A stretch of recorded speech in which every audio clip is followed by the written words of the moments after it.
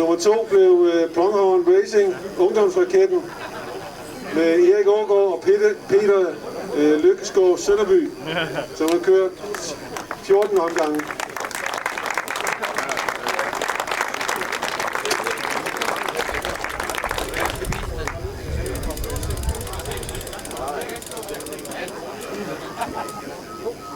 Hun tager ikke med op, Erik, hva'?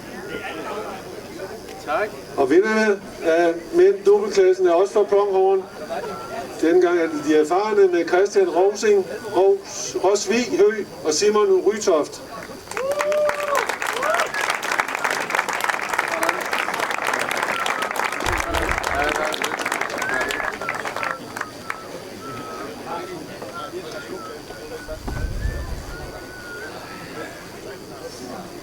Flot kørt alle sammen.